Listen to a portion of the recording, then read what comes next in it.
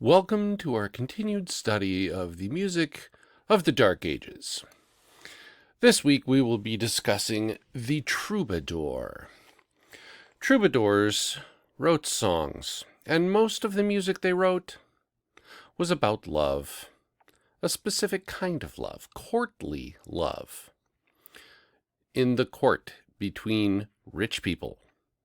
That's what the songs were about. Rich people falling in love with other rich people.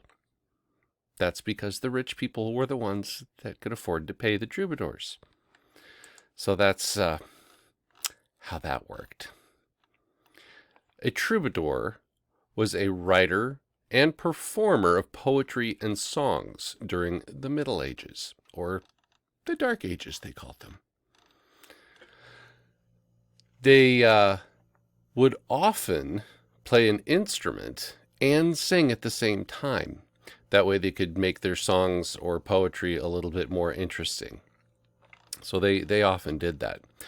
They were mostly associated with the nobility because they were the rich people and they could afford to hire people to write songs about them and the people that they were in love with.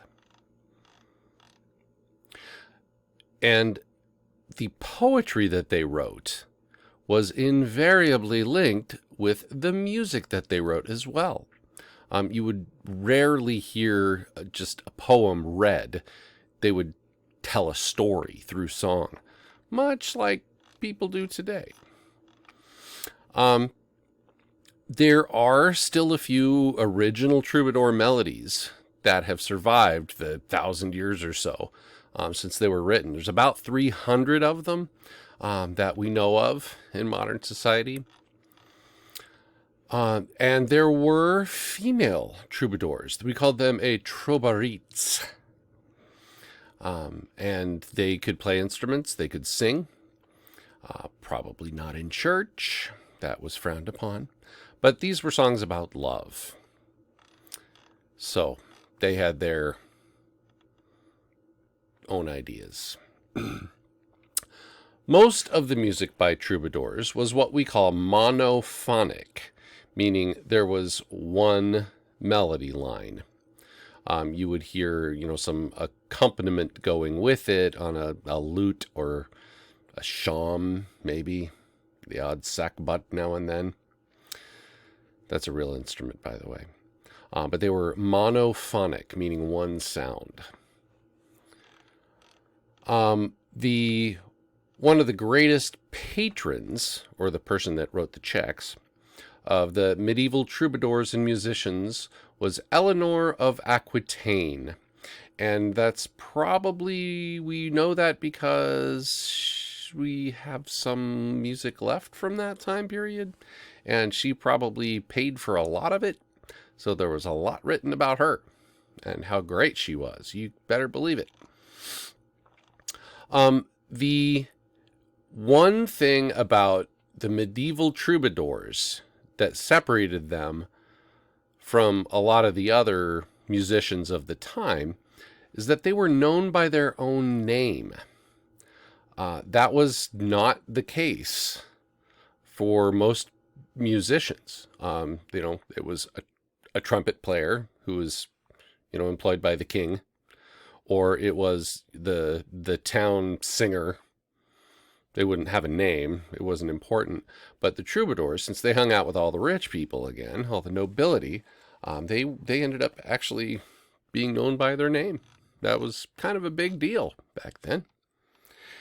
Here is an example for you. I'm not going to pronounce it. You can read it right there. I can't pronounce it because I think that's French, maybe. So this would have been somewhere in, late 12th, early 13th century that Gaucelin Faidit wrote this wonderful piece. Okay, let's have a listen.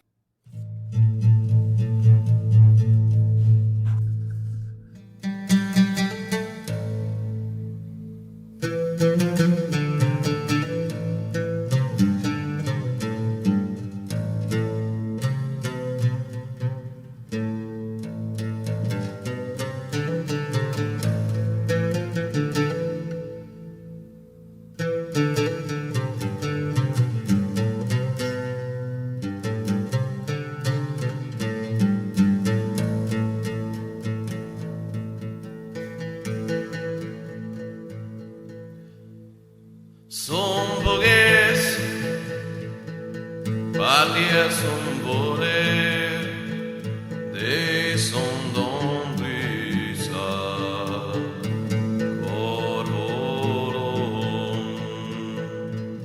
can non bocciate men veder lins de gran sens fora del món car de las grans voldats que hi són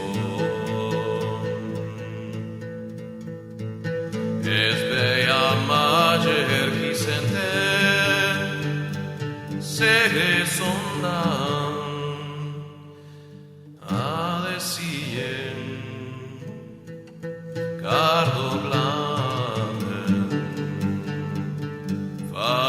faime però greu fis amics tots privats silves el mas el jois el dam no il blas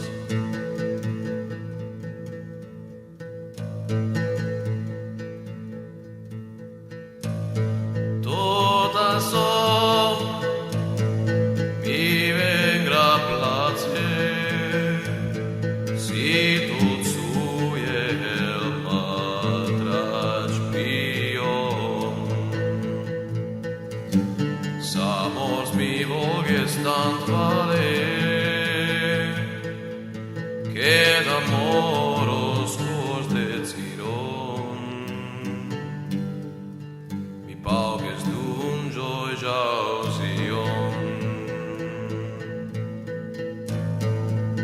cassats parce fora vinen que sagues del ben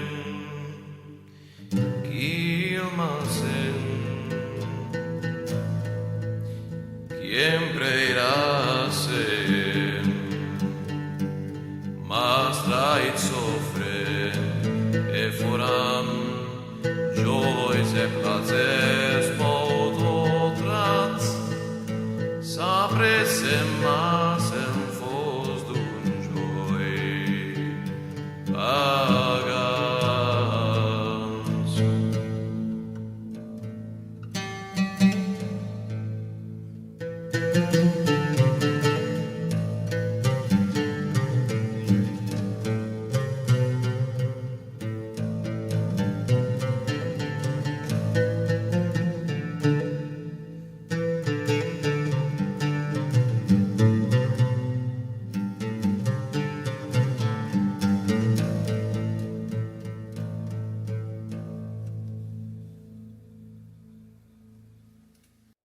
Well, there you go. Hope you enjoyed that. We'll have more next week. Bye.